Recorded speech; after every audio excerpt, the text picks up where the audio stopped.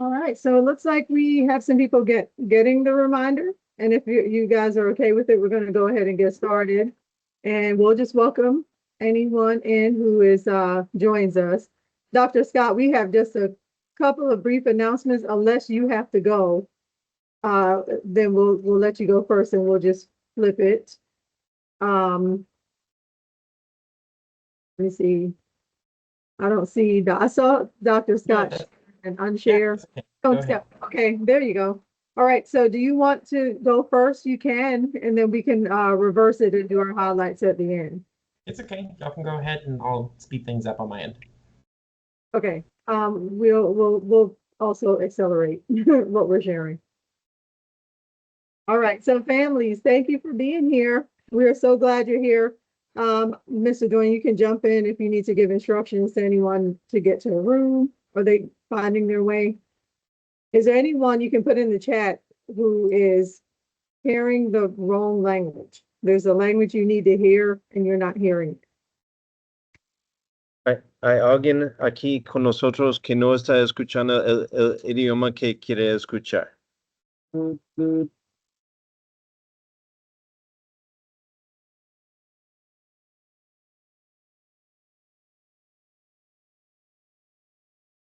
Okay, so it looks like we're getting settled. We're going to go ahead and get started. We thank you for being here.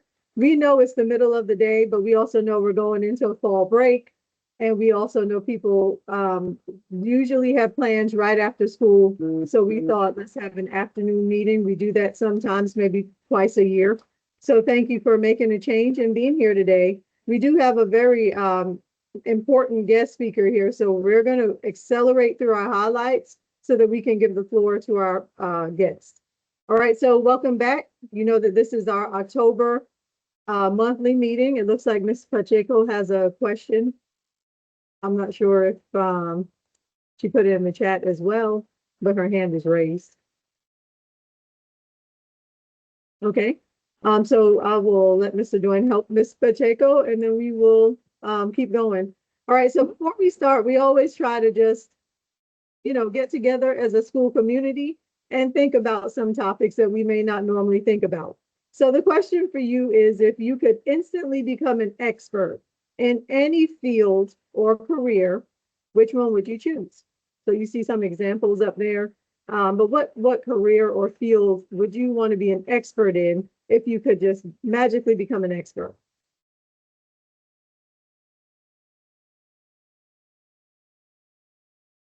All right, so you can put your answer in the chat or you can unmute and say it.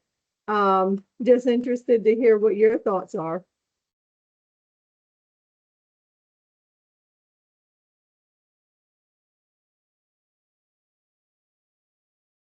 A teacher. So Miss Rojas would be a teacher. Okay, and so it looks like someone wants to hear Spanish better. Somebody would be a flight attendant.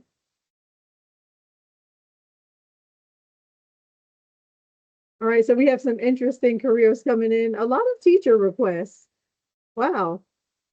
Well, if you're serious about it, there's a way we can make that happen, I'm sure. We're always looking for good teachers. All right, and so I always wanted to be a dancer, but I'm not good at it. But if I were an expert, I would pick that field. That would be fun. I see mathematician. Miss Brown says she would be a physician. I think you'd be a good physician, Miss Brown. All right, so keep them coming. Keep thinking about it. This is also a good dinner time question to ask your children. Sometimes it's really hard to say, what do you want to be when you grow up? Because they're not able to think that far out because of all of the things that have to happen before you are who you are. But if you say, hey, if you can be an expert or magically being a career choice, which one would you choose? And then you can get a peek into their idea of what they want to do when they grow up. All right, so we have some doctors, some teachers, some mathematicians going on. All right, very fun topic. All right, so we're going to move on. Since we saw you last month, we had a very, very successful Hispanic Heritage Month celebration. You can see some of our staff members having a really good time. One of our APs, Miss Courtney, was able to get on the mic and make sure that we moved our program on. Our teacher of the year spoke, and I heard all about her presentation to the families. You can see that one of the music performances that we had is pictured there. How many people came to Hispanic Heritage Night? You came out, you had a really good time. All right, so if you didn't make it, then we do have International Night that our PTSA hosts. It is one of our real big events that we have.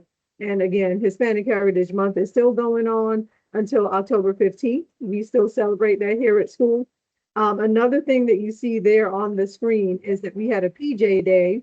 Our kids love PJ Days. So usually what we try to do is offer a PJ Day every now and then because, you know, PJs are against dress code. But we put it out there and a lot of kids really have fun wearing PJs to school. So that was part of Hispanic Heritage Month, and we are doing other cultural activities. Coming up when we come back from break is that we are going to have speakers presenting to our students. We have one former student, we have a current staff member, and then we actually have two former students who are presenting, but one is a business partner and former student. Then another one is a former student, and then we have a current staff member, all Hispanic, and they're going to be speaking to our students to just inspire them about what could be in their future. All right, and Mr. Doyne, I see your hand is raised, and we're going to move the slide, but did you want to add something?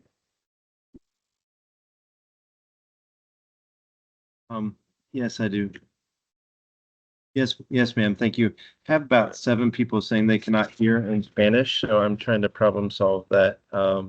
I was asking if anybody can hear John interpreting in Spanish, because that would tell us that it is working on at least for one person. So I just need to figure out what's going on.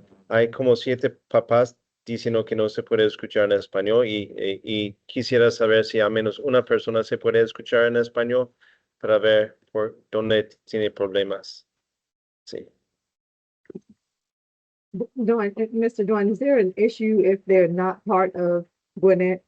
I think that came up before. Is that resolved? That was for to be the interpreter, but not to listen. Let's see. I'm just trying to find out. Let's see. Is there anybody that's saying that they can no escucha español? Dice, no se escucha en español. Okay, let me go back into the interpretation options here, see what's going on. Yes, he cannot. Ya escucho. Okay, dice, señor Bernal está, well, Miss, I'm speaking in Spanish right now, so I wonder if that's what you're hearing. Miss Bernal, are you hearing me? ¿Me está escuchando a mí, señora Bernal, o I'll interprete?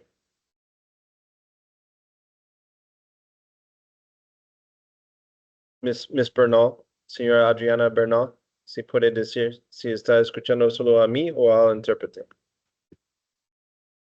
Yeah, she's hearing Okay, you. just to me. Okay, all right. Let me see what's going on with John. Can we maybe have Ms. Kroll jump into the Spanish language? Because I'm wondering if because he's outside, that may be why they can't hear him. I don't know, because it's worked the last few meetings, but I guess, I mean, it says he's, I don't know, something about the word unverified. I don't know what that means. But it says he's assigned to be the interpreter. Ms. Brown, are we able to verify him quickly so that we can continue? I removed him as an interpreter, and then I'm gonna make him back as the interpreter.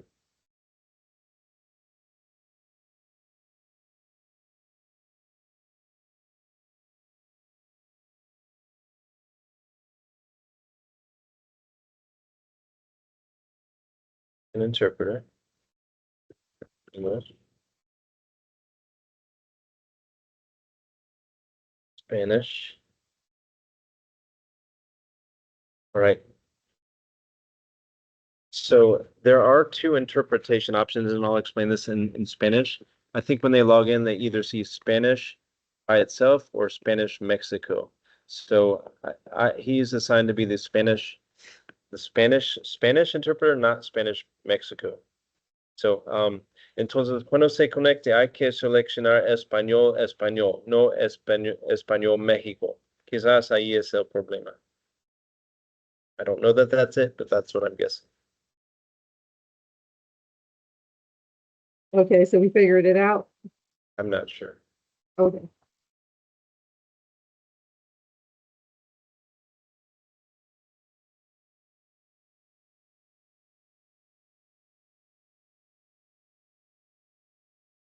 I guess it'd be good to know the if the other channels are working, the Burmese or Vietnamese, but I don't know if we have people to test that.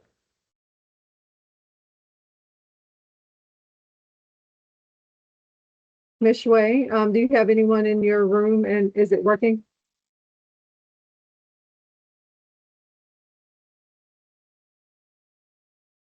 Mhm.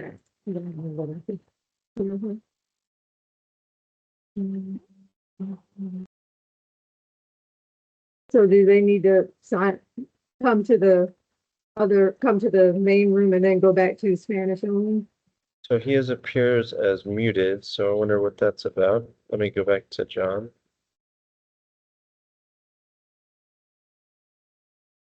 Yeah, I mean, I wonder if I just admit, like, I wouldn't recommend going to multiple languages because that really makes the presentation super long. Mhm.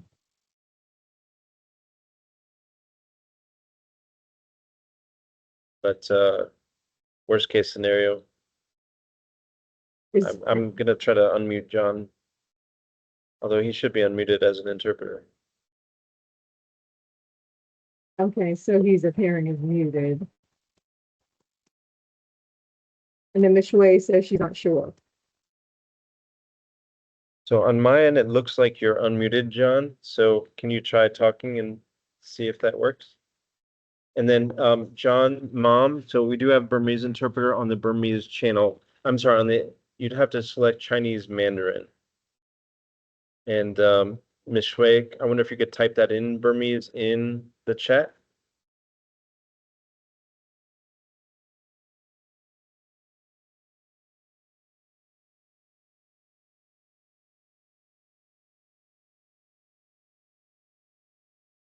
Not sure what spoken language. Okay, so I guess somebody activated the subtitles, so I think that means that the subtitles will be typing in Spanish.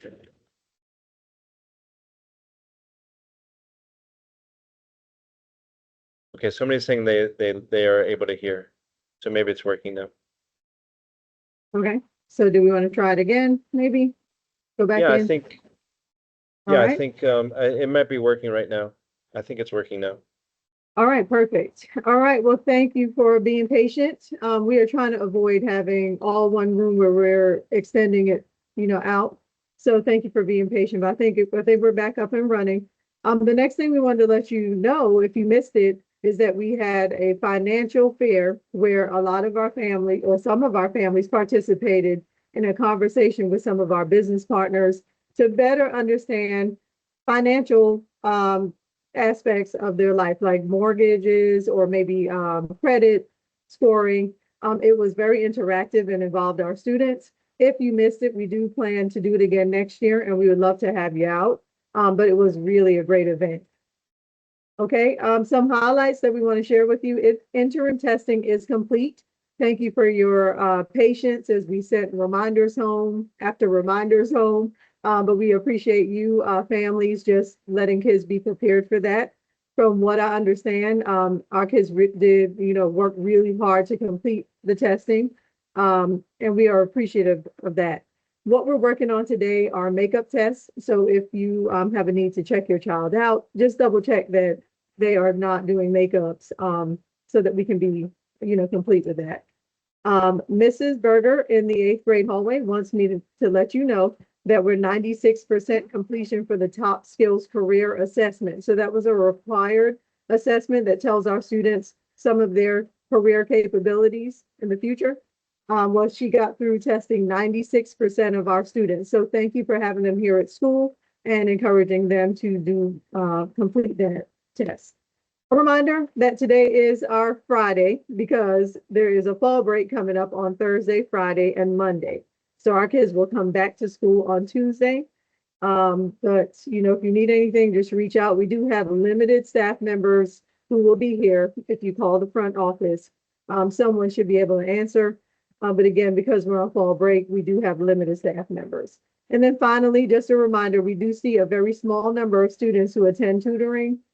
It is free. There is no charge, and we do have certified teachers here. The teachers who teach your child will be here on the specific days. So Tuesday is for connections, Wednesday is for math and social studies, and then of course Thursday is going to be ELA and science. But let's take advantage of that. A way to know if your child really needs to be at tutoring is to look at the progress reports that come out. We are sending them out very frequently. Some schools do it every week, but we do it every 2 weeks. Take a look at it. I know we also send home in the newsletter 3 questions that you can ask. They're very easy. You don't even need to know what the content is or how to teach it. But just let your child do the talking and ask them those 3 questions. What's your goal? Are you meeting that goal? And what do you need to change? Very easy. Okay. Last but not least, just highlighting 9:20, we get started with school. We are doing really great as a school, having children arrive on time. But we do have a small number of kids who are arriving regularly late. So we're asking you to make sure you just, set a timer, or if your child is having trouble getting up, we do have a counselor whose main focus is attendance, and she can help talk to your child about some strategies they can do, because that is a life skill of getting up and being on time to get to school on time. All right, last but not least, we do have safety needs here at school. So we're doing really well. We only have 5% of our students who have earned a referral. So that's really, really good for a school our size. We have over 1,500 students. But some of the frequent problems that we see are when things are in the backpack, or when a child takes possession, is what they call it at the county office, but really it means you take something that you should not take from a classmate. Mostly it's probably going to be a vape. Sometimes it's like a little pocket knife toy that happened one time. But we are asking you to make sure you look through the bag for 3 reasons. We're looking for it to be clean and organized so they can have a good, successful time here at school. But also make sure that you as parent confiscate anything that should not be here at school. That's going to be distracting toys, inappropriate items, or things that may have been given to them by a friend. But our discipline AP has asked me to let you know also to remove cologne, body sprays, or anything that could cause an asthma attack of someone else. Okay, so any kind of aerosol items, take it out of their bag and then hold on to it. If it belongs to a friend, you can reach out to that friend's parent and say, hey, I have your daughter's, son's, whatever, and then come up with a plan to get it back to the right person. But, oftentimes we see, really good kids who just have something they shouldn't have here at school, and then it becomes an issue. So safety tip, just check your child's backpack. Okay. So I'm going to send this home in the newsletter, but just a quick reminder, there's a DLD coming up.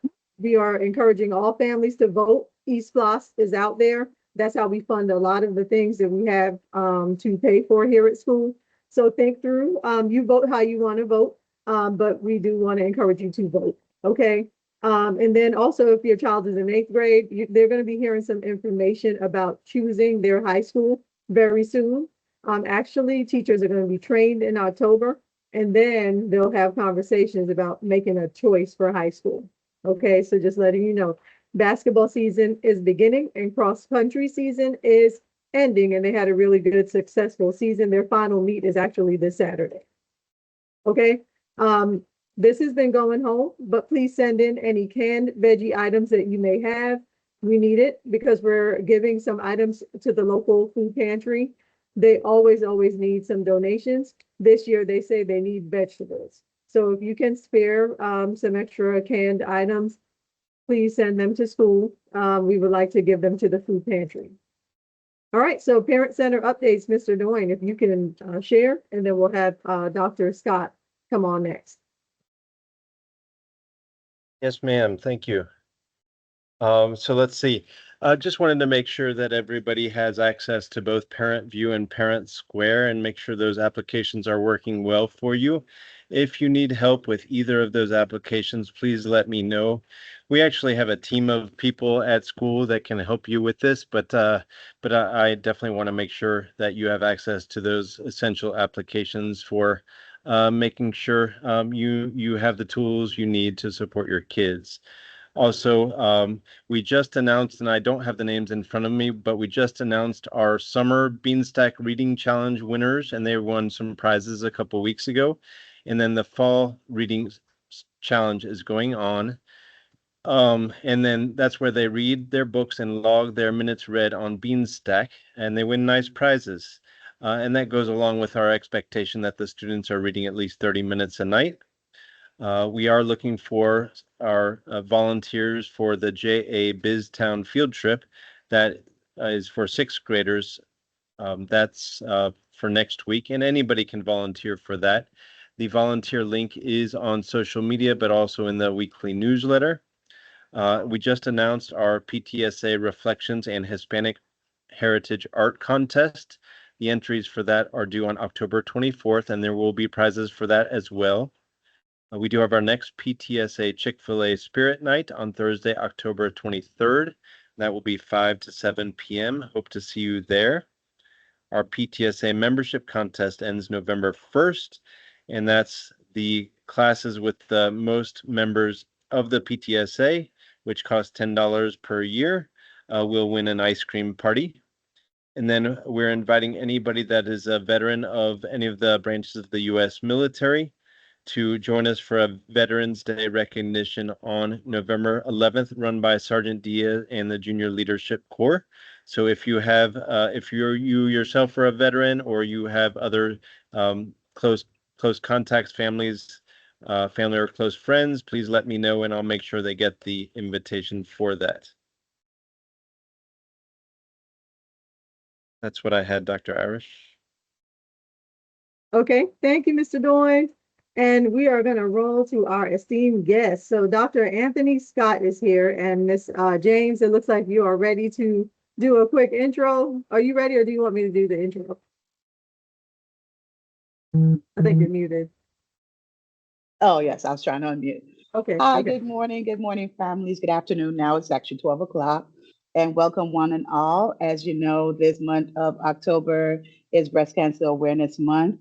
I am extremely happy to introduce to you guys today Dr. Anthony Scott from Northside Hospital Breast Cancer Services. Relay for Life. I am the organizer for the Relay for Life here at Lilburn Middle School.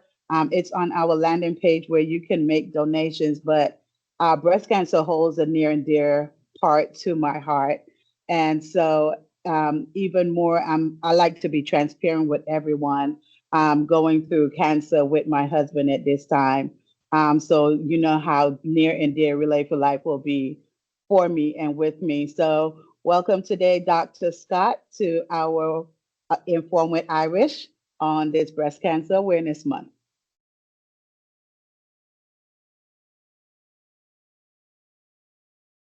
And I can stop sharing. I'll stop sharing.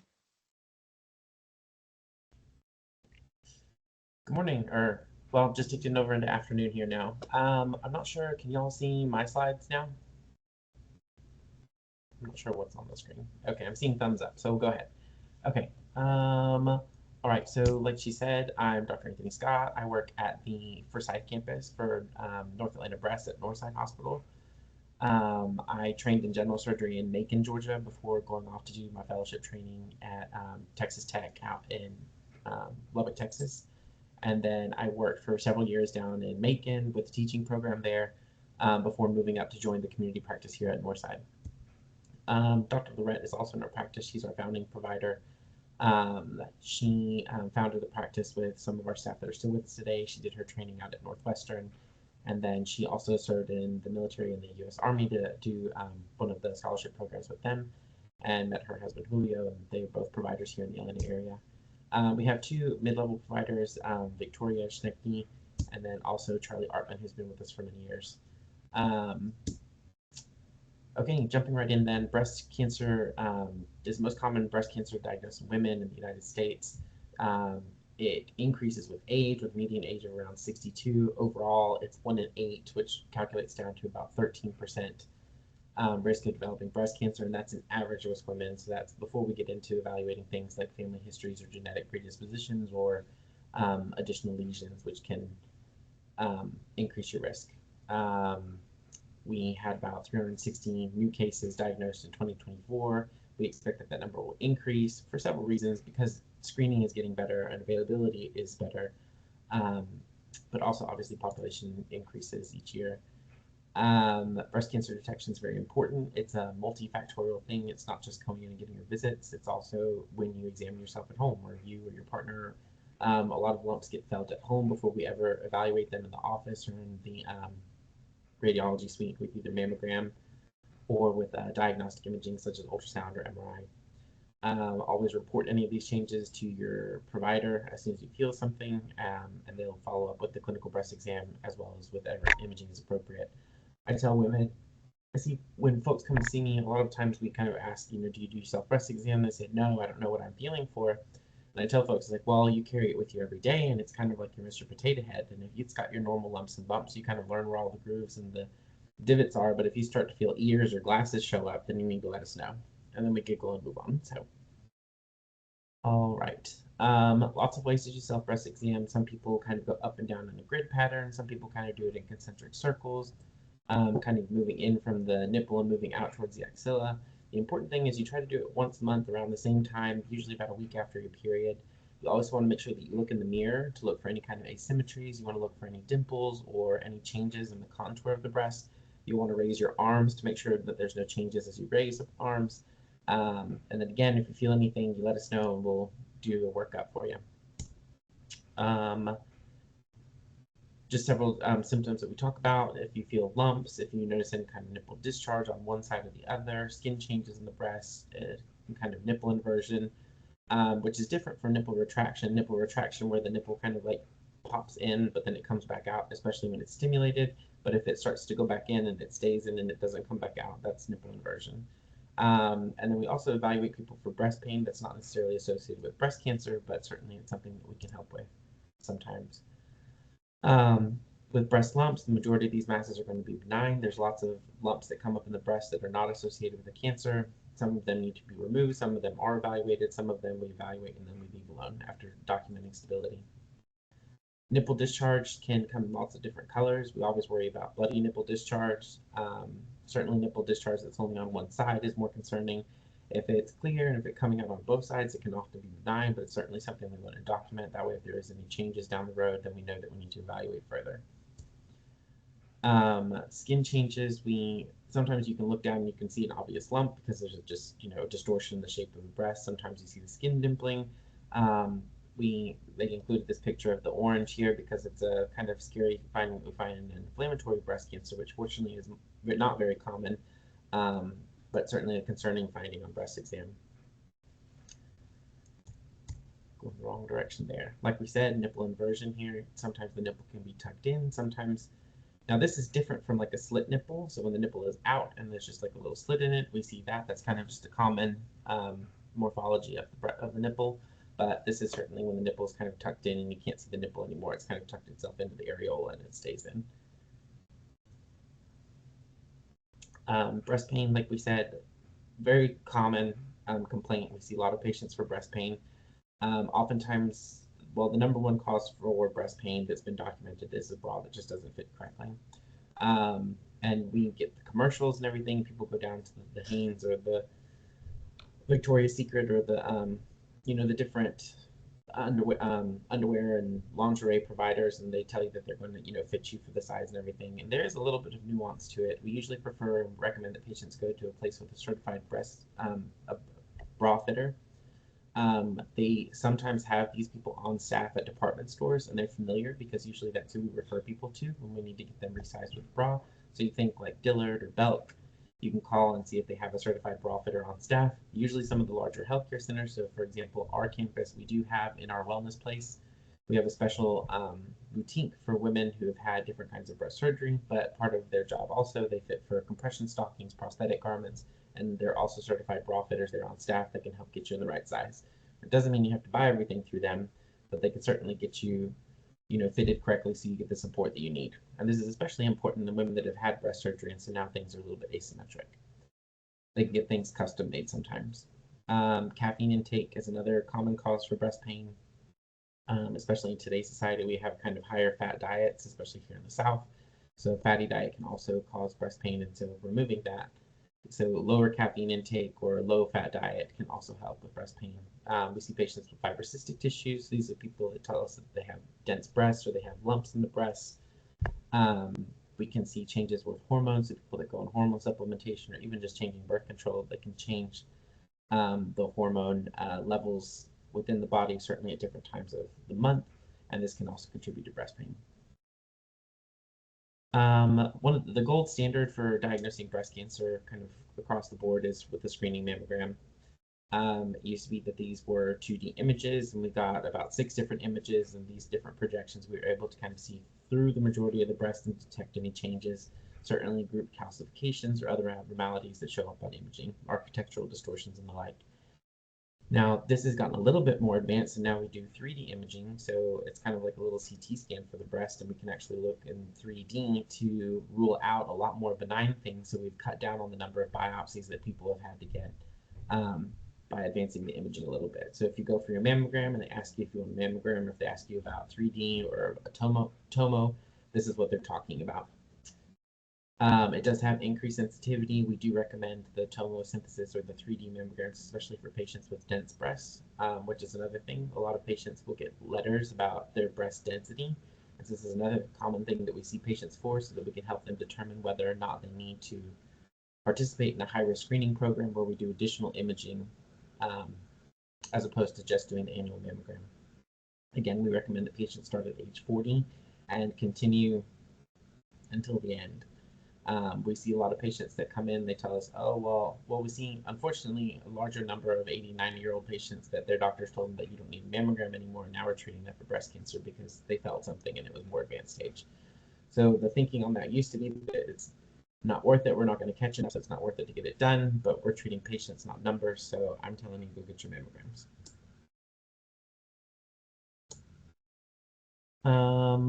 The common question that we get with patients is they don't like the mammogram, it hurts, it pulls them in, it's uncomfortable, they don't like going into the center, they don't like working with the tech, I get it. But the mammogram is not the same as an ultrasound. An ultrasound is very sensitive, but an ultrasound is like looking around in a dark room with a flashlight. You're going to miss some things. Better just to turn the lights on, which is what a mammogram is. Like, mammogram kind of turns the lights on. We're going to see a good full picture of everything, as opposed to ultrasound where we're going to be looking in specific spots. So the ultrasound kind of just helps us look, like I said, in like the dark corners or in a spot that we've seen specifically. It can help us with biopsies and other modalities, but it's not the same as a mammogram. And you can see the difference here. This here is the ultrasound. You can see a little fluid-filled sac here, and you can see the circle, and we can see some structural things, whereas here in the mammogram, it doesn't show up. You just see calcifications and denser breast tissue layers.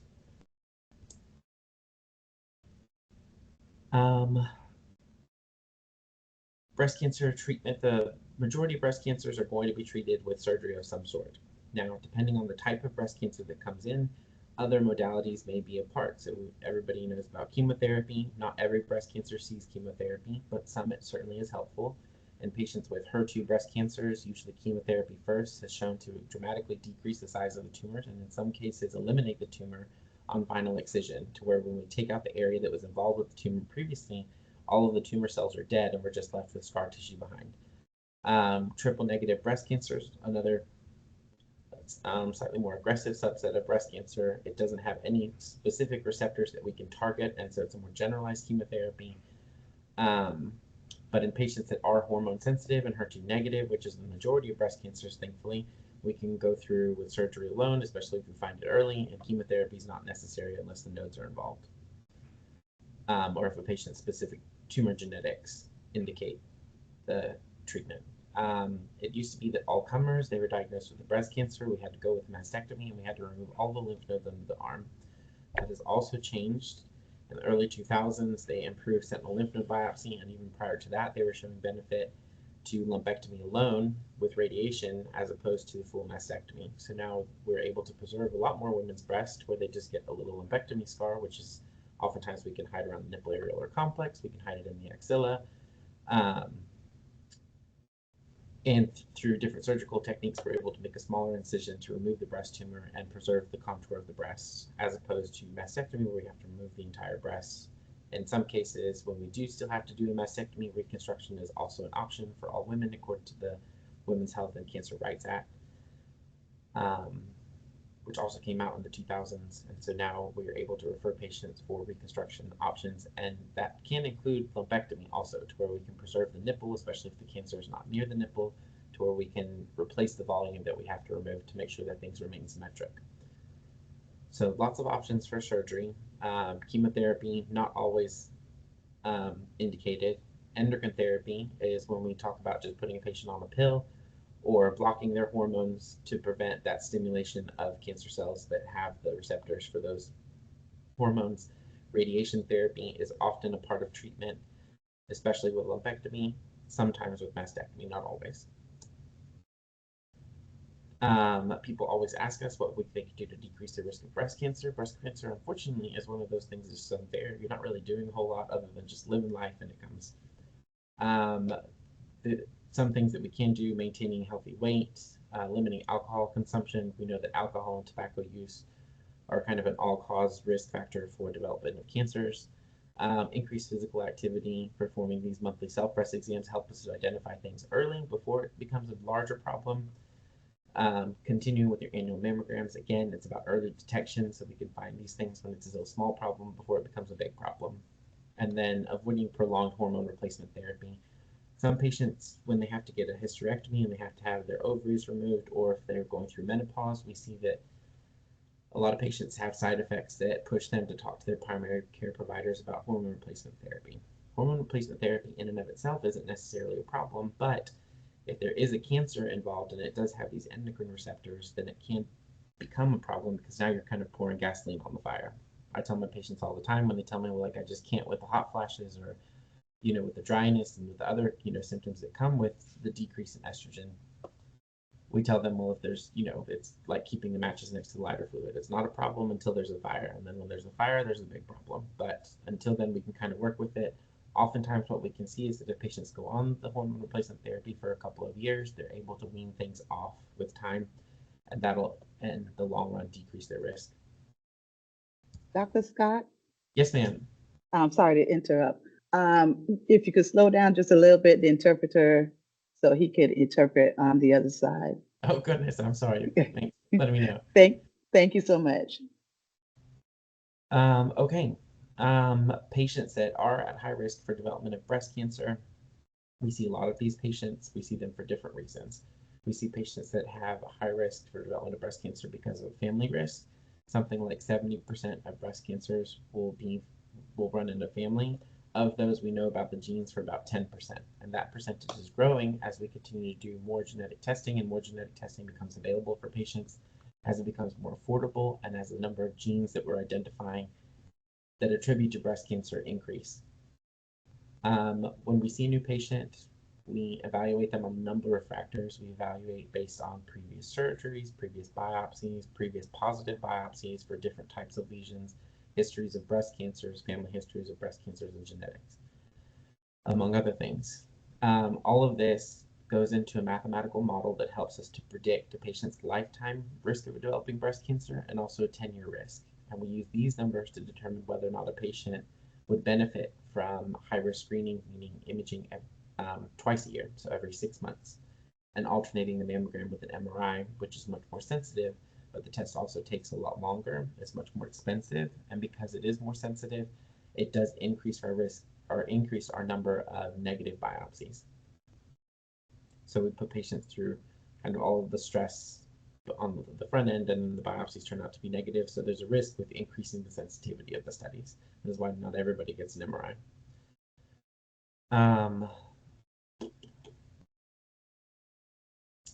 Dense tissue we talked about before. When you get your report, it's going to sometimes it'll say a number or a score for your breast density. There's 4 different kind of categories for breast density. Extremely dense breast tissue, we usually recommend enrolling in higher screening. This isn't necessarily because you're at high risk for breast cancer, but we're certainly at higher risk for missing a smaller lesion. So we recommend doing the high risk imaging. Patients with heterogeneously dense breast or class C or 3 out of 4 breast density, if those patients have a strong family history of breast cancer, then we usually recommend enrolling them in the high risk screening also. And that's the recommendations from the American College of Radiology, is that patients at high risk with heterogeneously dense, so 3 out of 4, then we enroll them in screening. Whereas if they're low risk or average risk, then they don't necessarily need the high risk screening and they won't benefit from it in the long run. So we try to save the patients the trouble there. Going into some common breast cancer myths, we've already kind of addressed some of these. Patients think sometimes that if they have a family history of breast cancer, that they'll never get a breast cancer. We know that that's false. 1 in 8 women are going to develop breast cancer regardless of family history, and that's just baseline risk. It goes up with the family history, but you're still at baseline 13% risk of developing breast cancer. If we have a breast cancer, we have an increased risk for ovarian cancer. This is not true. There are certain rare genetic mutations that do have an increased risk of breast as well as ovarian cancer, but one doesn't lead to the other.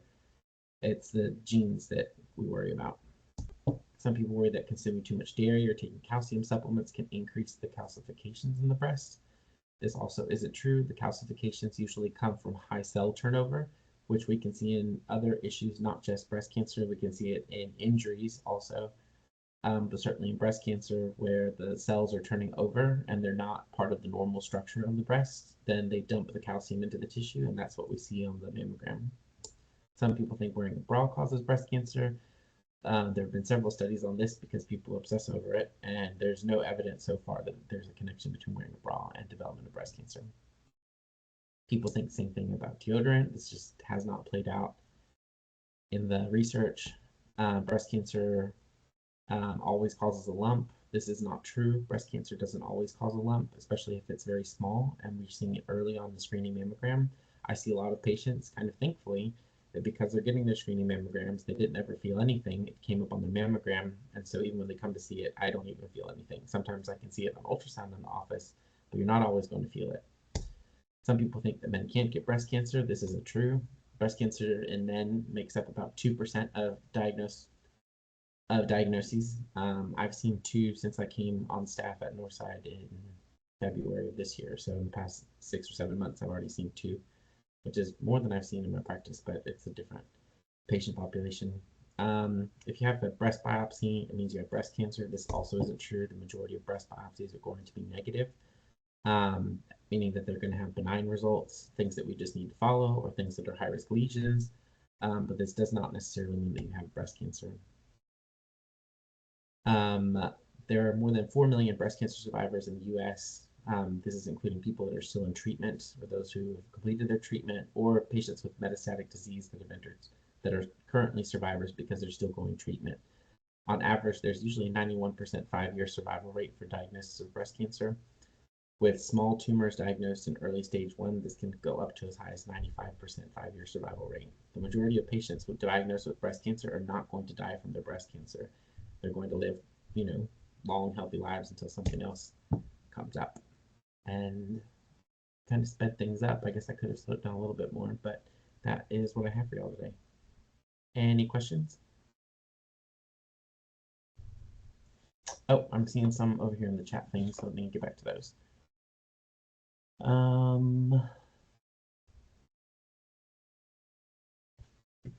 There's a question in the chat about breast sensitivity due to temperature and whether it's common to feel more on one side or the other. The breast, we say that the breasts are sisters, or sisters, not twins, or cousins, not twins. They can be asymmetric in lots of ways, not just in appearance, also in the innervation of the breast.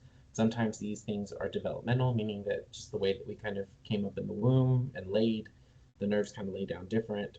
Sometimes this is because of patterns in our own behavior. We always sleep on our left side, so kind of we have some numbness in that arm and sometimes under the arm. Sometimes it's because we wear the seatbelt on that side. We've seen patients that have calcifications where they have denser breasts kind of up in the tail of the breasts, and especially when I was in Macon, we saw a lot of these patients because they're working for the Air Force. They're wearing the packs all the time. And so all that kind of constant weight can cause fat necrosis and scar tissue to lay down in the upper part of the breast. So they can definitely be very asymmetric and things can happen for different reasons.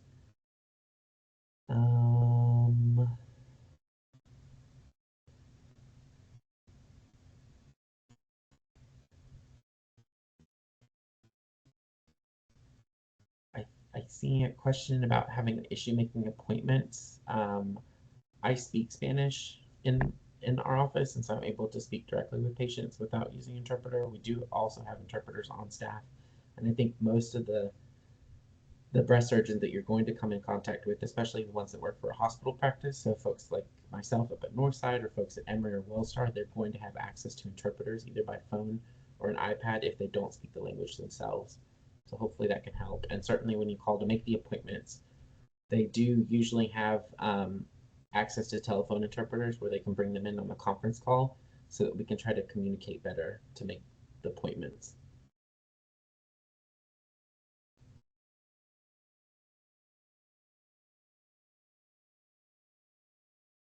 All right. Any other questions?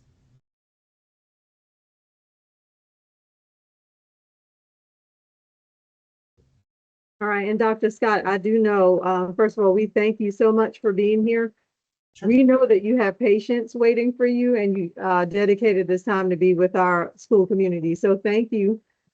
We had, I think the top number was 50 on the call and then 43 remain. So we thank you all. So very good attendance and we thank you guys for hanging in there.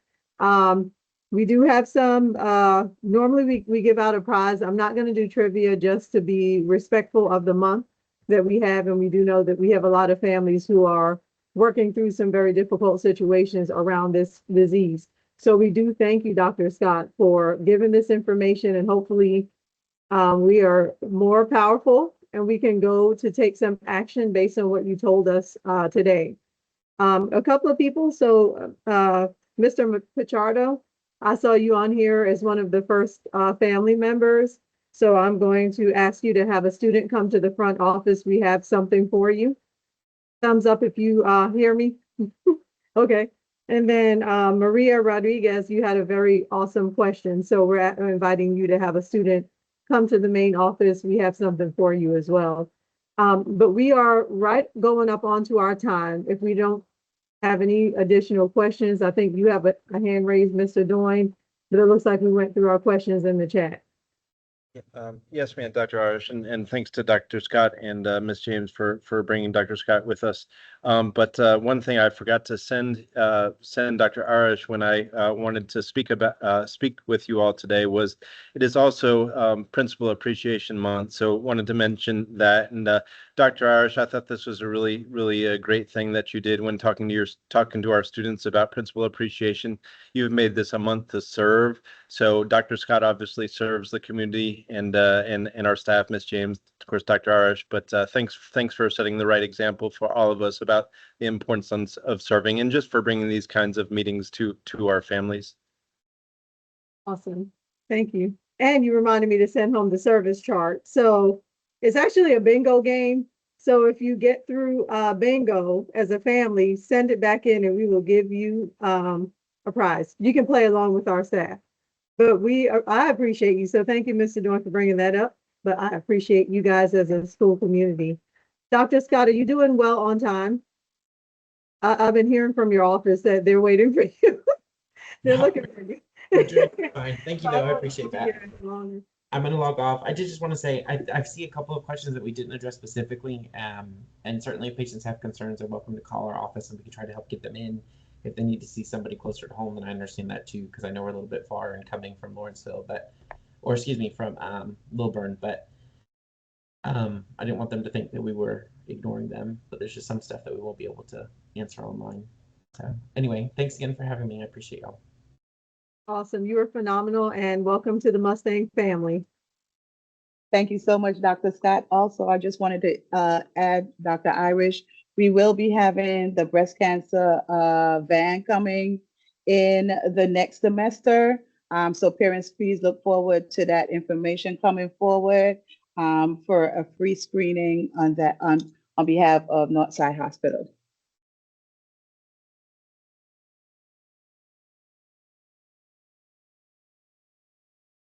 All right, and any day of the month, Ms. James is our captain for Relay for Life here at, but any day of the month. Thank you for sharing your contact, Dr. Scott. So if you didn't get his phone number to his office, look in the chat and you can take a picture with your phone. Our main focus is prevention. We're trying to get the information out so that even if you're not walking through this journey, that you can prevent it, hopefully from being a very bad situation by looking for the signs that we heard today. All right, so just a reminder, Maria Rodriguez, if you can have a student come to the main office, and then Nicholas Pichardo, you as well. And then everybody else, we appreciate you being here, and we are done for today, and we kept our promise of 1 hour. So thank you for being here, and we need one person to count us out of the chat.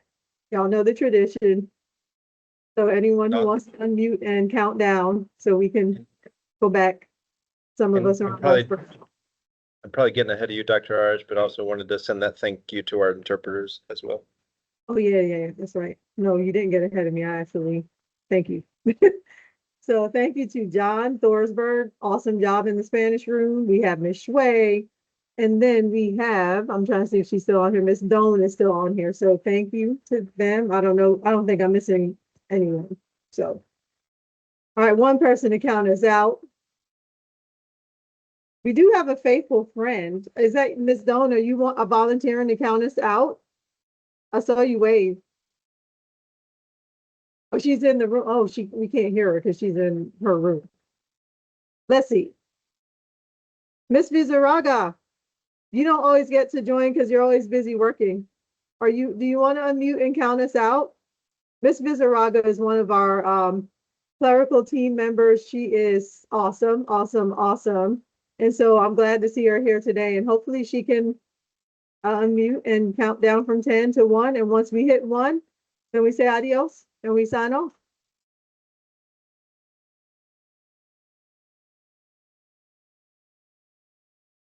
Miss V, are you unmuted?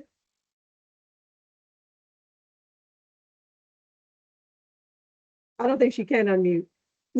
Mr. Doan, I think it can. Yes, can you hear me now, Dr. Irish? Hear you. Okay, so we count from what number? From 10 or 10. 5, whichever one. 10, 9, 8, 7, 6, 5, 4, 3, 2, 1. Goodbye and thank you. Adios. Have a good afternoon and have a great break. Bye, everyone.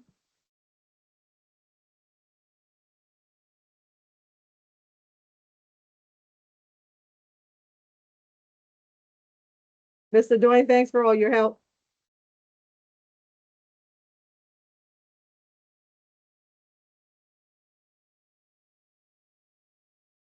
Yeah, we're done.